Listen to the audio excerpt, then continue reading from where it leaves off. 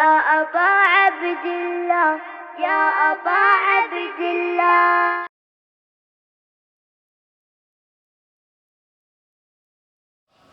مومنین اکرام، تمام مریضوں کی شفایابی کے لیے، جو زخمی ہیں ان کی شفایابی کے لیے بلخص منظور نظر کچھ مریض ہیں ان کی، اور بالخصوص ایک بچی ہے فاطمہ حسین جو کہ علیل ہے، اس کی مکمل صحت و سلامتی کے لیے آپ کے منظور نظر جو لوگ بیمار ہوں، زخمی ہوں، ان کی شفایابی کے لیے پروردگار عالم کی بارگاہ میں التجا کرتے ہوئے امام زمان علیہ السلام کی بارگاہ میں تعزیت و تسلیت پیش کرتے ہوئے ان کے ظہور کی دعا کرتے ہوئے وعجل فرجہم کے ساتھ ایک مرتبہ بآواز بلند صلوات پڑھ دیں. محمد و آل محمد اللہم صل علی محمد و آل محمد وعجل فرجہم. فاتحہ نظر شہدائے کربلا و اسرائے کوفہ و شام. بسم اللہ الرحمن الرحیم مالک یوم الدین ایاک نعبد و ایاک نستعین اهدنا الصراط المستقیم صراط الذین انعمت علیہم غیر المغضوب علیہم ولا الضالین. ایک مرتبہ سورہ حمد و 3 مرتبہ سورہ اخلاص کی تلاوت کر کے جملہ ارواح مومنین و مومنات، شہدائے ملت، شہدائے راہ ازا، شہدائے راہ دین، اپنے اپنے مرحومین کی ارواح کی بلندی کے لیے بلخص وہ پاکیزہ افراد کے جنہوں نے اپنی جانوں کو اہل بیت اطہار علیہ السلام کی راہ میں قربان کر دیا، روضہ مقدس جناب زینب سلام اللہ علیہ کی حفاظت کے دوران شہید ہو جانے والے جوانان کی بلندی درجات کے لیے، امامین عسکریین علیہ السلام کے روضوں کی حفاظت کے دوران شہید ہو جانے والے جوانان کی بلندی درجات کے لیے، ان کے سردار قاسم سلیمانی و ابو مہدی المہندس کی بلندی درجات کے لیے، ارحم اللہ من قرأ الفاتحہ. بسم اللہ الرحمن الرحیم الحمدللہ رب العالمین الرحمن الرحیم مالک یوم الدین ایاک نعبد و ایاک نستعین اهدنا الصراط المستقیم صراط الذین انعمت علیہم غیر المغضوب علیہم ولا الضالین. بسم اللہ الرحمن الرحیم قل هو اللہ احد اللہ الصمد لم یلد ولم یولد ولم یکن له کفوا احد. بسم اللہ الرحمن الرحیم قل هو اللہ احد اللہ الصمد لم یلد ولم یولد ولم یکن له کفوا احد. بسم اللہ الرحمن الرحیم قل هو اللہ احد اللہ الصمد لم یلد ولم یولد ولم یکن له کفوا احد. درود پڑھ دیں مل کے محمد و آل محمد.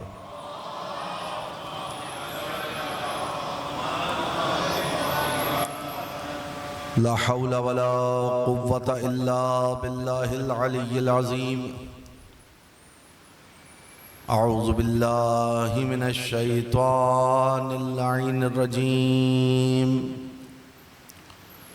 بسم الله الرحمن الرحيم.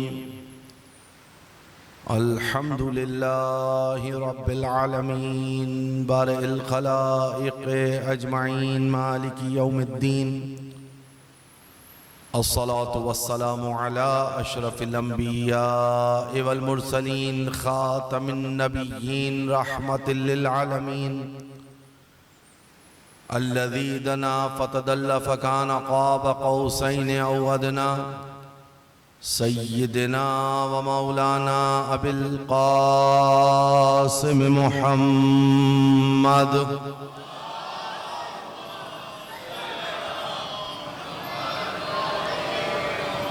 و اہل بیتہ الطیبین الطاہرین المعصومین المظلومین الذین اذهب اللہ عنہم الرجس وطہرہم تطہیرا.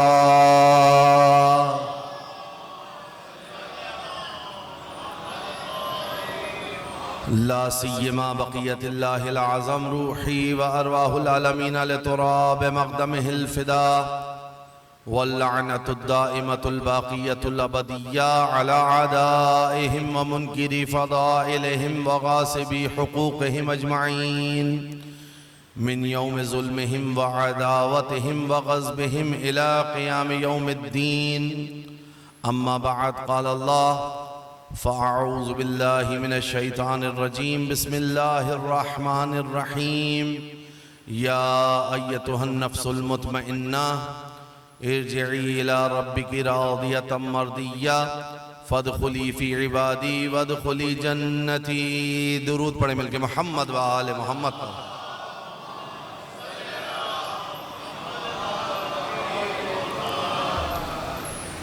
مومنین اکرام و ارباب اعزا، کمالات اہل بیت در آئینہ توحید کے عنوان سے جس سلسلہ گفتگو کو شروع کیا تھا، آج مقدمے کے بعد الحمدللہ رب العالمین اس کی دوسری نشست ہے۔ کل کی گفتگو میں آپ کے سامنے جو اہم بات مقدمے کے عنوان سے بیان کی گئی تھی وہ یہ تھی کہ توحید اور فضائل و کمالات اہل بیت اطہار علیہ السلام، ان دونوں کی معرفت انسان کو جب ہو سکتی ہے کہ جب وہ دونوں پر یقین اور عقیدہ رکھتا ہو۔ یہ ممکن نہیں ہے کہ انسان توحید پر کامل عقیدہ رکھے، کمالات اہل بیت کا قائل نہ ہو۔ اسی طریقے سے یہ بھی ممکن نہیں ہے کہ انسان کمالات اہل بیت کا بیان دے رہا ہو اور اس کی توحید کامل نہ ہو۔ لہذا اگر کوئی اہل بیت اطہار علیہ السلام کے فضائل بیان کرتا ہوا دکھائی دے اور توحید کو کمزور کرتا ہوا دکھائی دے تو سمجھ چاہیے کہ یہ اپنے ایجنڈے کو بیان کر رہا ہے اہل بیت کے فضائل کی آڑ میں۔ اور اگر کوئی کمالات اہل بیت اطہار علیہ السلام کو ہٹا کر خدا کی توحید کو بیان کرتا ہوا دکھائی دے، سمجھ چاہیے کہ لا الہ الا اللہ اس کی زبان کی حد تک ہے، زبان سے دل تک نہیں اترا۔ لہٰذا دونوں کا تعلق ایک ساتھ جڑا ہوا ہے۔ یہ مکتب مکتب تشیع ہے۔ اس مکتب کو اگر آپ کو سمجھنا ہے تو اس کی صحیح کتابوں کا مطالعہ کریں، بلکہ اگر اس مکتب کو سمجھنا ہے نا، میں تمام مکاتب فکر اسلامی کو اس مرکز سے دعوت دے رہا ہوں کہ اگر آپ کو اہل بیت اطہار علیہ السلام کے مکتب کو سمجھنے کا شوق ہے تو کسی باعث کے بیان کو نہ سنیں، کسی خطیب کے بیان کو نہ دیکھیں، کسی علامہ کے علم کی طرف متوجہ نہ ہو، آپ فقط جائیے اپنی کسی صحیح کتاب کو کھول کر دیکھ لیجئے۔ اگر آپ کو فضائل کے باب میں کوئی ذات علی ابن ابی طالب سے بالا تر دکھائی دے تو اس کے پیچھے چل پڑیے، لیکن اگر ثابت ہو جائے کہ علی کے فضائل سب سے زیادہ ہیں تو لازم ہے کہ پھر علی ابن ابی طالب کی پیروی کی جائے۔ مل کے صلوات پڑھیں محمد و آل محمد۔ جائیے جا کر کے دیکھ لیجئے۔ کل بیان کیا تھا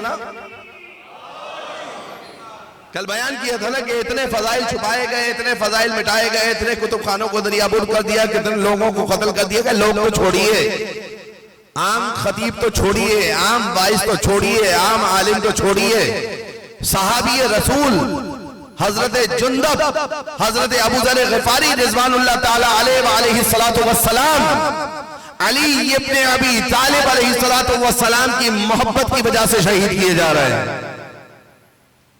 کیا جرم تھا حضرت ابو ذر کا؟ کیا مقام ہے حضرت ابو ذر کا؟ کہ جس طرح سلمان منیت کی منزل پر فائز ہے نا، اسی طریقے سے حضرت ابو ذر کے لیے بھی روایت موجود ہے۔ توجہ رکھیے گا۔ اچھا، میں اگر آپ سے سوال کروں ابو ذر کون ہے تو اتنی مظلوم ذات ہے کہ ان کے بارے میں لوگوں کو بتانا پڑتا ہے کہ بھائی یہ بھی صحابی رسول ہے۔ دیکھ رہے ہیں مظلومیت؟ ابو ذر صحابی رسول رضوان اللہ تعالی علیہ السلام، منیت کی منزل پر فائز۔ جانتے ہیں سرکار نے ان کے بارے میں کیا کہا؟ کہ سورج کسی ایسے شخص پر نور افشانی نہیں کرتا جو ابو ذر سے زیادہ صدیق ہو۔ وہ ابو ذر علی کی محبت کی وجہ سے کن مشکلات میں مبتلا ہوئے؟ مدینہ بدر کر دیے گئے، صحابی رسول، عنوان یاد رکھے صحابی رسول، مدینہ بدر کر دیے گئے، شام بھیج دیے گئے۔ شام میں اب تک علی ابن ابی طالب علیہ السلام کے فضائل کو بیان کرنا دور کی بات، ذکر علی ابن ابی طالب پر ایسی قدرت تھی کہ کوئی علی کے ذکر کو جانتا ہی نہیں تھا۔ اس شام میں کہ جہاں ابو ذر کے جانے کے بعد حالت یہ تھی کہ امیر المومنین علیہ السلام کی جب شہادت ہوئی، ابو ذر تو ہو کر آ چکے تھے نا، تیسرا دور تھا جب ابو ذر ہو کر آئے ہیں، حضرت امیر المومنین کی شہادت بعد میں ہوئی ہے. جب مولا کی شہادت کی خبر پہنچی ہے نا شام میں تو پوچھنے لگے کہ کیا علی مسجد بھی آتے تھے, نماز بھی پڑھتے تھے؟ اتنا منفی پروپیگنڈا تھا امیر المومنین علیہ السلام کے خلاف. لیکن اسی مقام پر ابو ذر نے کیا کہا ہے اس گلی کے کونے پر کھڑے, قال رسول اللہ علی ابن ابی طالب کی فضیلت, قال رسول اللہ علی ابن ابی طالب کی فضیلت, قال اللہ علی ابن ابی طالب کی فضیلت. آقا جان یہاں پر توجہ کرنے کی ضرورت ہے کہ وہ صحابی رسول علی علی کرتا ہوا دنیا سے گزر گیا, مظلومانہ شہید ہو گیا. اس ولایت کو بیان کرتے کرتے کہ یہ ولایت مجھے اور آپ کو کمال تک پہنچا, اس حقیقی ولایت کو درک کر. تو یہ حضرت ابو ذر علیہ السلام کی کیفیت تھی. ایسے صحابی کہ جن کے بارے میں سرکار یہ ارشاد فرمائے, ان کی حالت یہ ہوئی کہ جب شام سے ان کو مدینہ واپس بلوایا گیا تو کہا دیکھو اونٹ تو حیوان ہے, وہ اتنی سختی اور تنگی برداشت نہیں کر سکتے, لہذا کچھ ایسے مقام کو معین کیا جائے کہ جہاں تازہ دم اونٹوں کو تیار رکھا جائے. جیسے ہی یہ قافلہ پہنچے فوراً اونٹ تبدیل کروا کر ان کو شام بھیج دیا جائے, یعنی بغیر کسی توقف کے حضرت ابو ذر کو شام سے مدینہ بھیجا گیا. جب شام سے مدینہ حضرت ابو ذر آئے ہیں نا تو جس اونٹ پر بیٹھ کر آئے تھے اس پر کسی پالان یا کسی قسم کے کوئی سواری کے لیے مناسب انتظام نہیں تھا, بے پالان کا شتر تھا. جب اونٹ پر بیٹھ کر ابو ذر شام سے بغیر کسی توقف کے مدینہ پہنچے ہیں تو روایت لکھتی ہے کہ حضرت ابو ذر کے رانوں کا گوشت جھڑ چکا تھا. یہ علی ابن ابی طالب علیہ السلام کے فضائل کو بیان کرنے کے عوض حضرت ابو ذر کو سزا ملی. میسا میں تمار کو دار پر لٹکا دیا گیا. آج تک آپ دیکھ رہے ہیں کہ اگر کوئی علی ابن ابی طالب کے فضائل بیان کرتا ہے تو اس کو زد پر رکھا جاتا ہے. کیا وجہ ہے؟ کل بیان کیا تھا نا کہ رسول نے کسوٹی قرار دیا ہے علی ابن ابی طالب علیہ السلام کے نام کو.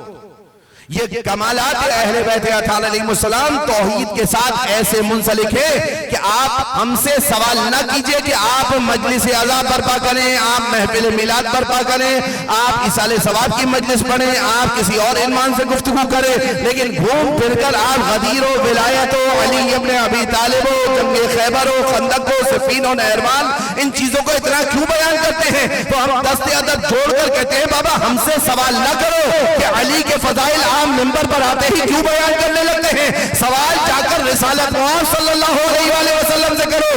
ہم ان کے غلام ہیں, وہ ہمارے آقا ہیں, انہوں نے ہمیں حکم دیا ہے زینوا مجالسکم بذکر علی, اپنی مجالس کو علی کے ذکر سے زینت دو. لہٰذا ہم مجلس مکمل ہی نہیں کرتے جب تک علی کا ذکر نہ کر لیں.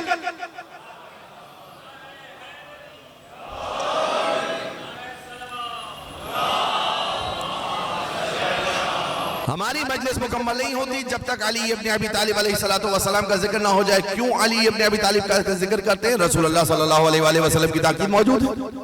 ایام عاشورہ کے ہیں, مجالس امام حسین علیہ السلام کی یاد میں ذکر علی ابن ابی طالب علیہ السلام کا ہو رہا ہے. کیوں ہو رہا ہے؟ دو دلیلیں موجود ہیں, ایک آپ کے سامنے بیان کر دی.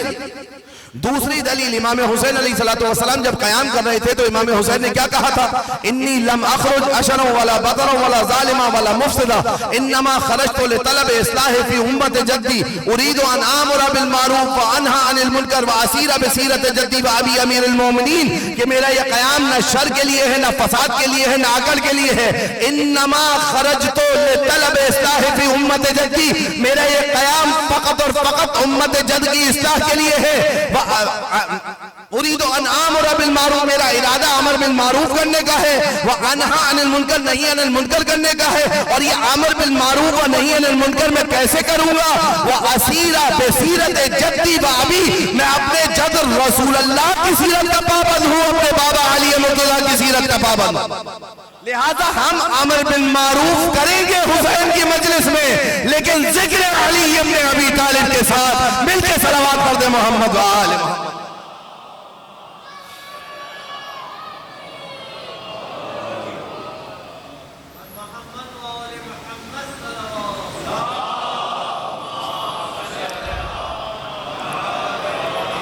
ذکر علی ابن ابی طالب کے ساتھ مقصد امام حسین علیہ السلام کو آگے پہنچایا جائے گا.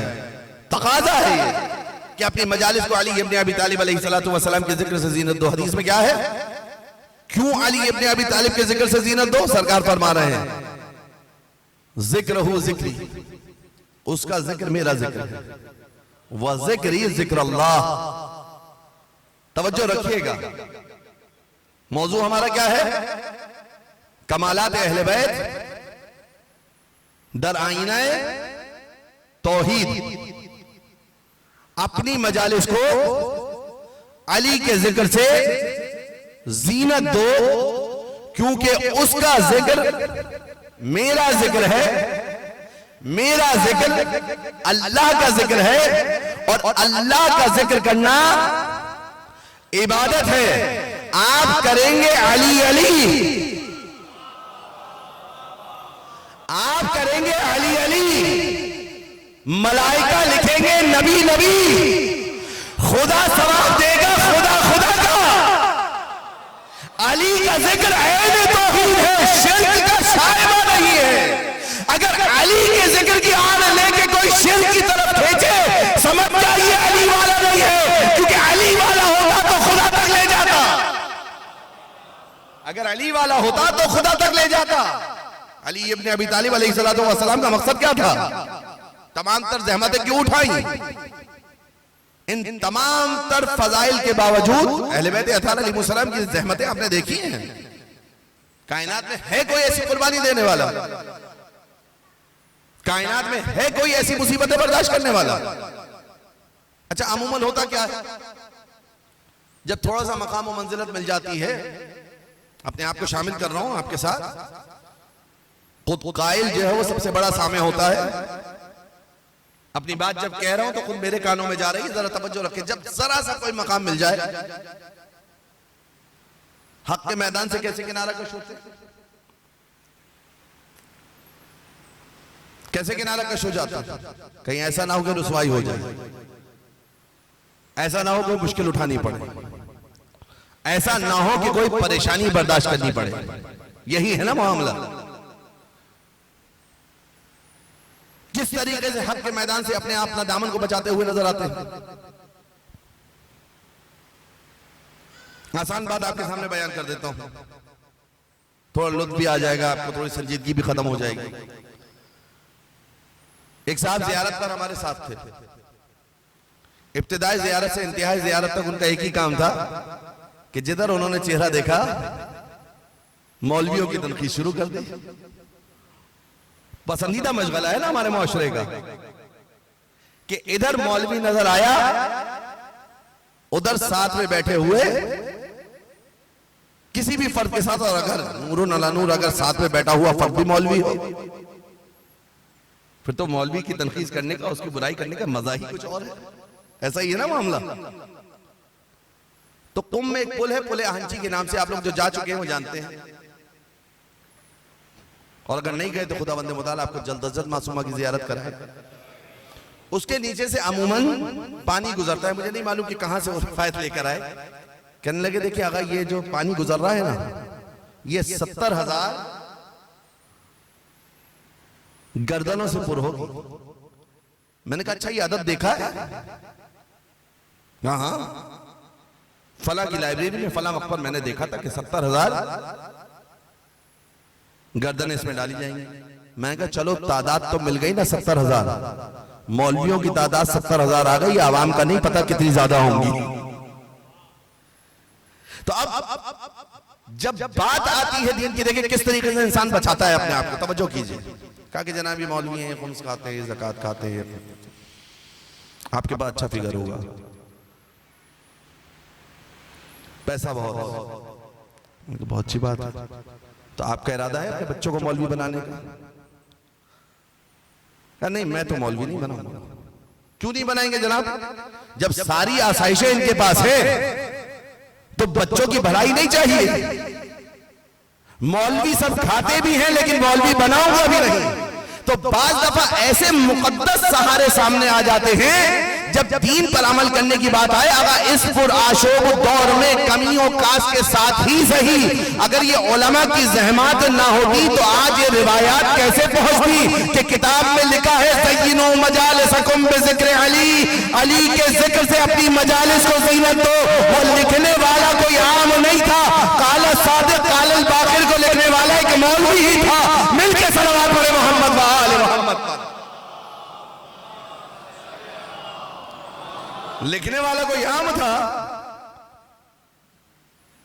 کسی انجینئر نے آ کے لکھا ہے، کسی ڈاکٹر نے آ کر لکھا ہے. یہ بیان کرنے یہ زبان میں طاقت کہاں سے آئی؟ ان کتابوں پر علماء نے اپنا خون جگر کیا ہے جب جا کر ان کتابوں کو تالیف کیا ہے نا، ان روایات کو جمع کیا ہے. تو اہل بیت اطہار علیہ السلام کے فضائل اور کمالات جتنا زیادہ، اگر آپ کو کوئی میلاد چاہیے نا، کوئی میزان چاہیے، آپ کو چیک کرنا ہے کہ میں کتنا اہل بیت کے قریب ہوا. دیکھیے آپ کتنا قرآن کے قریب ہو رہے ہیں، کیونکہ وہ ہے ناطق قرآن. جب تک گھر میں رکھے ہوئے جزدان کے قریب میں نہ جا پاؤں، جب صامت قرآن کے قریب نہیں جا رہا، جو ابھی مجھ سے کچھ کلام نہیں کر رہا، صرف لکھا ہوا اس میں پڑھ رہا ہوں، جب اس کے قریب نہیں جا پا رہا تو ناطق قرآن جو مجھ سے کلام کرے گا کہ یہ کرو یہ نہ کرو، اس کے قریب کیسے جاؤں گا؟ اس کے قریب جانے کی کیسے مجال ہوگی؟ اور پھر جب اہل بیت اطہار علیہ السلام کے کمالات کو، ان کے فضائل کو، ان کے مناقب کو، ان کی منزلت کو، ان کے مقام کو میں اور آپ صحیح طریقے سے درک کریں گے تو عین توحید نظر آئی. عین توحید. پھر یا علی مدد کہنے کی دلیل آپ کے پاس موجود ہوگی، پھر یا حسین کہنے کی دلیل آپ کے پاس موجود ہوگی، پھر یا رسول اللہ کہنے کی دلیل آپ کے پاس موجود ہوگی. پھر کوئی اگر آپ سے سوال کرے گا کہ علی سے مدد کیوں مانگتے ہو تو آپ جواب دیں گے کہ میں علی سے مدد اس لیے مانگتا ہوں کہ بے نص قرآن علی زندہ ہے، حی ہے. میں علی کو زندہ سمجھ کے مدد مانگ رہا ہوں اور علی کو مستقل پہ ذات نہیں سمجھتا، بلکہ وہ قوت و طاقت جو خدا نے علی کو نوازی ہے اس کے ذریعے میں علی سے مدد مانگ کر اپنی توحید کو اشکار کر رہا ہوں.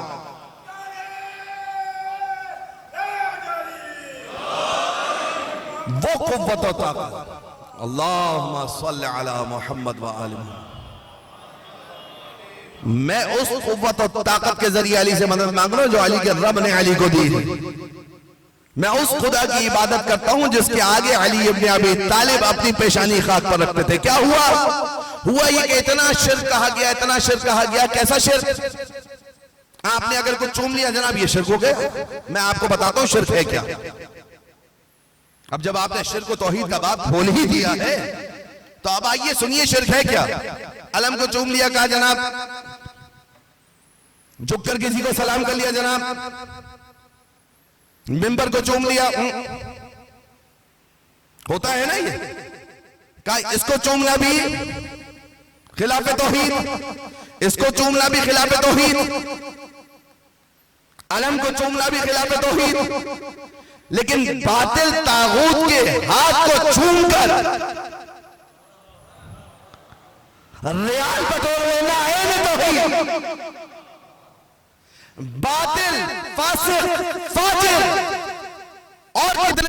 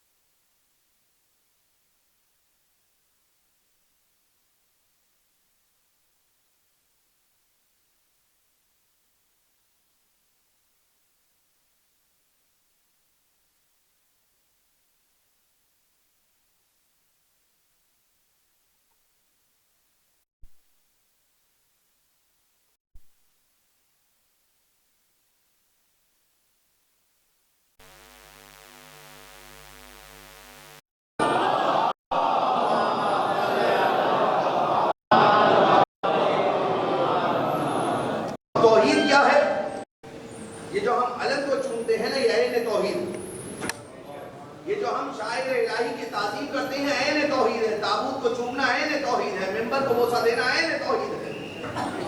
تابوت کے آگے تابوت کے آگے جھکنا عین شرک ہے۔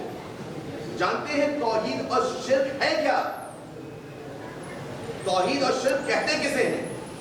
ایک صاحب میرے پاس آئے اور آ کر ہم سے سوال کیا، بعض دفعہ ان مسائل کا نہ ہونا بھی ایک نعمت ہوتی ہے تاکہ کچھ باتیں اپنی بھی ہوتی۔ ایک صاحب میرے پاس آئے، آ کر کہا کہ جناب آپ خاک کو سجدہ کرتے ہیں۔ میں نے کہا ایسا؟ کہا یہ دیکھیں آپ جو یہ مٹی کا ڈھیلا سامنے رکھتے ہیں یہ خاک کو ہی تو سجدہ ہے۔ میں نے کہا جناب ہم اس کو ادب کے ساتھ سجدگاہ کہتے ہیں،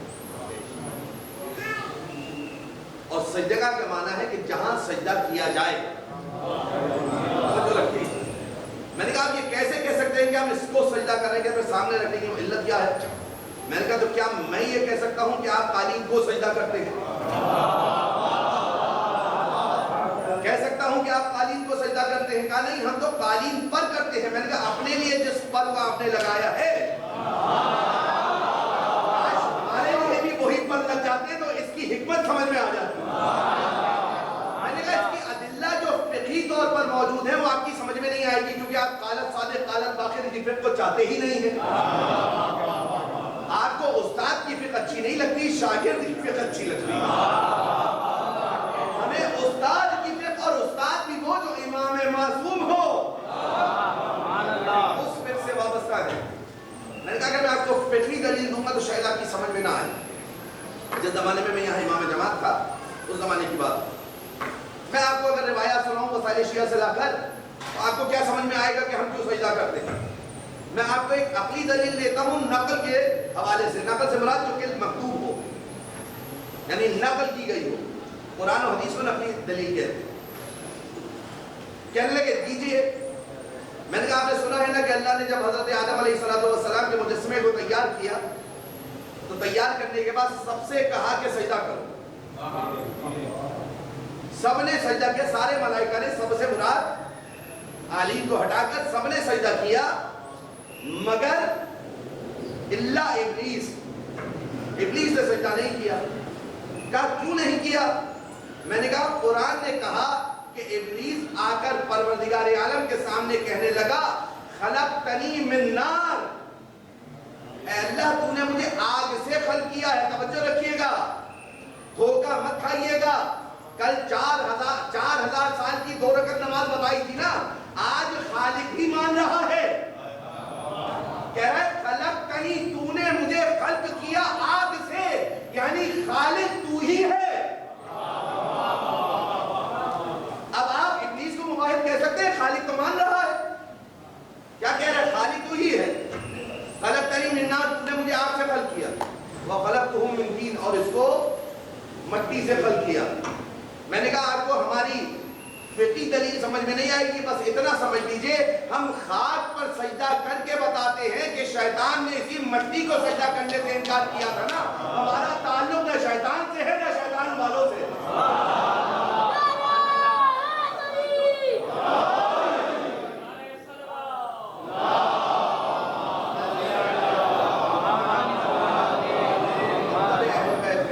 توحید آپ کو یہاں نظر آئے گی، دنیا کیا جانے توحید کا ذائقہ کیا ہے۔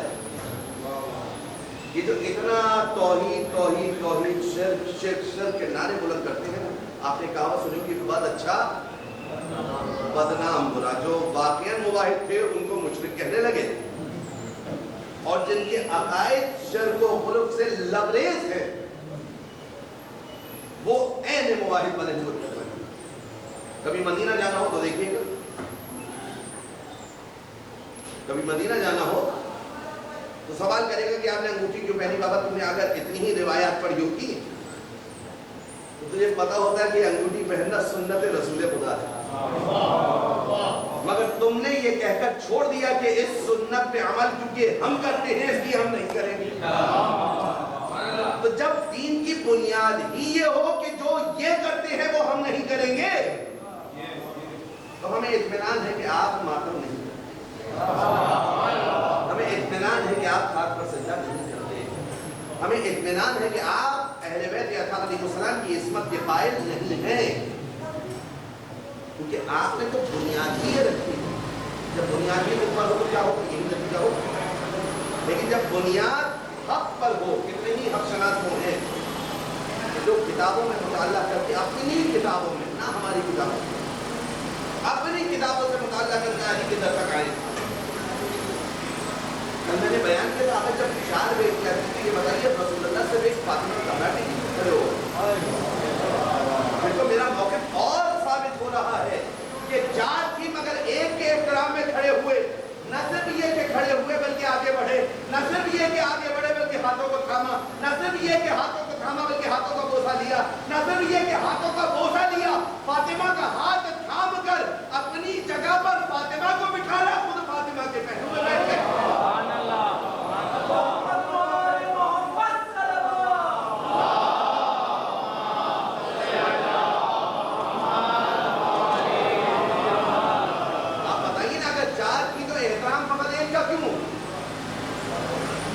جب وہ چار کی تو یقیناً داماد بھی بیشتر ہوں گے علی ابن ابی طالب کے علاوہ. صرف ایک ہی داماد ہے جس کو چادر کے اندر آنے کی اجازت ہے، جس کو دوش پر سوار ہونے کی اجازت ہے، جس کو مبالغہ کے میدان میں آپ لے کر جا رہے ہیں، جس کو سورہ برات آپ کسی کے ہاتھ سے لے کر تھما رہے ہیں. جب خود شکنی کا مرحلہ آ رہا ہے تو آپ علی ابن ابی طالب کو اپنے دوش پر بلند کر رہے ہیں. شاید کہتا ہے کہ جب میں نے قرآن میں یہ آیت پڑھی نا، نور علی نور، قرآن کی آیت ہے نا، صحیح آیت ہے، اس کا ایک حصہ ہے نور علی نور، اس میں نور کی آیت ہے، نور بالائے نور. شاید کہتا ہے میری سمجھ میں نہیں آیا نور علی نور کے معنی کیا ہے. توجہ رکھیے گا، جب میں نے قرآن میں نور علی نور کی تعبیر دیکھی کہ نور بالائے نور، یعنی کیا؟ نور پر نور. تو میں نے کیا ترجمہ کریں گے؟ نور پر نور. کہا جب میں نے قرآن میں یہ تعبیر دیکھی نا تو مجھے سمجھ نہیں آیا کہ نور. آپ نے ایک طرف توجہ رکھیے، اتنی آواز ہے کہ آپ تک پہنچ رہی ہے، اور میں اتنی محنت اس لیے کر رہا ہوں کہ آپ تک یہ آواز پہنچ جائے. کہا کہ جب میں نے دیکھا نور علی نور تو مجھے سمجھ نہیں آیا کہ نور علی نور کیا ہے. لیکن جب میں نے قرآن کو پڑھا اور قرآن کے ساتھ ساتھ تاریخ میں دیکھا کہ ایک ایسا موقع آیا فتح مکہ کے وقت کہ رسول اللہ کعبے میں داخل ہوئے، کوٹ پر علی کو سوار کیا، تو میں سمجھ گیا نور علی نور کیا ہے. اب شاید کہتا ہے علی پر دوش احمد چشم بدور.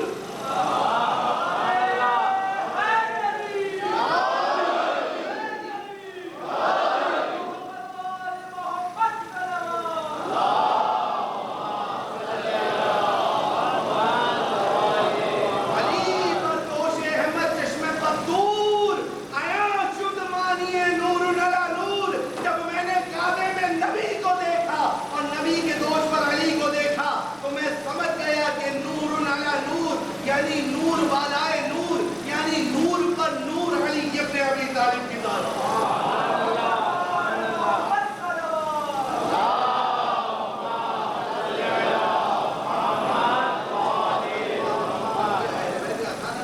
جو مجھے اور آپ کو خدا تک پہنچائیں گے، سب دعوے جو خدا تک پہنچانے کے ہیں وہ باطل ہے اگر اس راہ میں علی نہ ملے. وہ راستے بند ہیں اگر اس راستے میں اہل بیت نہ ہو. خدا تک پہنچنے کا آپ کے پاس ذریعہ حضرات محمد وآل محمد علیہ السلام. ان کے علاوہ میں اور آپ خدا بندے خدا تک نہیں پہنچ سکتے، اس کی قربت کو حاصل نہیں کر سکتے. عین توحید یہ ہے کہ ولایت کو تسلیم کر لیا جائے، عین شرک یہ ہے کہ اس کے بنائے ہوئے کا انکار کر دیا جائے. عین توحید یہ ہے کہ ولایت کو یہی بات سمجھا لیں. آج دو محرم میں حسین ابن علی کا خلاف ختم کیا میں نے اپنے علائق کو یہ بھی کام نہیں کر رہا ہے. اکثر یہ تم نے آج دو محرم کا دن 61 ہجری کی دو محرم وہ تھی کہ جب حسین ابن علی کربلا پہنچا. وہ وہی آج آباد میں یہ 8 دن کی جو بستی بسی ہے نا، یہ 8 دن کی جو بستی بسی 2 محرم سے لے کے 10 محرم اس نے اسلام کو ایسا بسا دیا، وہ جو لہو مطہر امام حسین علیہ السلام کی خوشبو تھی نا، اگر آپ اسلام کو ایک گلستان سے تعبیر کریں، اسی لیے میں اپنے جوان دوستوں سے کہتا ہوں کہ بھائی اسلام کی ایک ایک حکم کی قدر و منزلت کو سمجھو، دین کے ایک ایک حکم کی قدر و منزلت کو سمجھو۔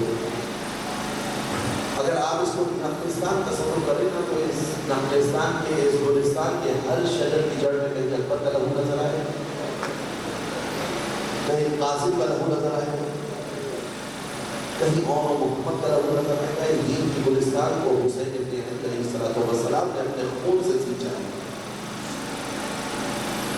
اور اس دین کے پہن کو معطل کرنے کے لیے امام حسین علیہ السلام کے لہو کا ایک استعمال ہوا، جب کہ حی علی الصلاۃ کی صدائیں ہمارے کانوں میں پہنچی، جب حی علی الفلاح کی آواز کو آپ اور میں سن پا رہے ہیں، جو نمازوں کے بعد امام حسین کی بات میں براج عقیدت پیش کیا جاتا ہے، حق ہے سید الشہداء علیہ السلام کا کہ جب نماز تمام ہو تو ان کے روزے کی طرف رجوع کیا جائے اور کہا جائے السلام علیک یا رسول اللہ۔ مولا وہ جو 8 دن کی آپ نے بستی بسائی تھی نا، اس نے اسلام کو ایسا آباد کیا، ایسا آباد کیا کہ اب تا صبح قیامت اسلام کے دشمن آتے رہیں گے، خود مردود ہو جائیں گے، خود ناکام ہو جائیں گے، مگر اسلام کا پرچم بلند ہو جائے گا۔ 2 محرم کا دن تھا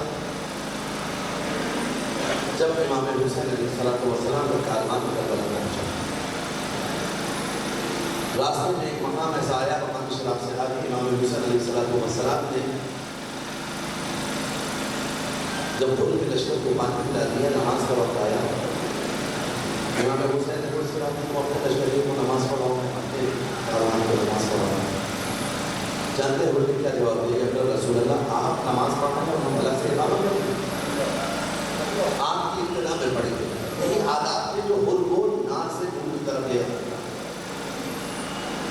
روایت بیان کرتی ہے کہ امام حسین علیہ السلام نے نماز کے بعد کچھ کہنا چاہا، مگر لوگ ہو گئے، سوال ہوئے، گھوڑے تو ایک لگانا چاہیے مگر گھوڑے آ کر لگا کے فرض کا پاٹ نہیں دیا۔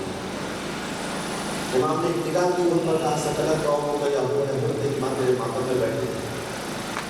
پھر آخر سید الشہداء علیہ السلام کربلا کی سرزمین پر تعمیر ہوئی، سواری نے آگے بڑھنے سے انکار کیا، گھوڑے سے اتر آئے، کہا اس سرزمین کا نام کیا ہے؟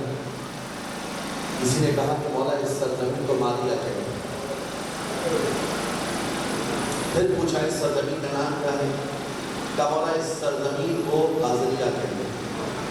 پھر مولا نے پوچھا ماہو اس کو نام کہا، سر کوئی دوسرا نام ہے؟ کہا اس کو شرق فرات بھی کہا جاتا ہے۔ پھر مولا نے پوچھا کہ اس کا کوئی اور نام بھی ہے؟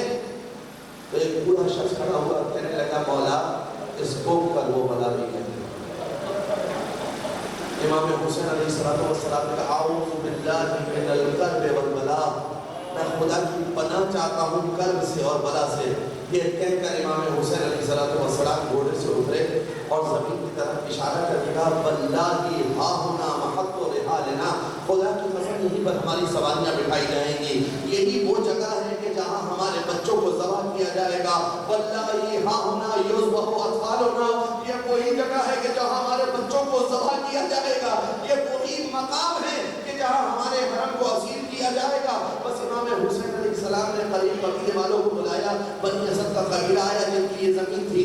امام حسین علیہ السلام نے 60,000 درہم کے عوض اس زمین کو خرید لیا۔ زمین کو خریدنے کے بعد کہا کہ دیکھو 8 دن کے بعد ہم شہید کر دیے جائیں گے، یہاں ہمارے روزے تعمیر ہوں گے، اس کے علاوہ یہ ساری زمین ہم تم کو ہبہ کرتے ہیں، یہ ساری زمین تم کو تحفتاً دیتے ہیں، لیکن بس ایک خیال رکھنا، ہمارا زائر جب کبھی آئے اور ہماری قبر کا نشان پوچھے تو اس کو قبر کا نشان بتا دینا، اور جب وہ بھوکا اور پیاسا ہو تو اس کو پانی پلا دینا، اس کو کھانا کھلا دینا، اگر اس کی اقامت کے لیے ٹھہرنے کے لیے کوئی جگہ نہ ہو تو اس کو ایک سائبان دے دینا۔ یہ کہہ کر امام حسین علیہ السلام نے وصیت کی تکمیل کی. ایک مرتبہ جب جانے لگے تو منبر والے بیان کرتے ہیں کہ امام حسین نے کہا کہ اپنی خواتین کو بھیج دو.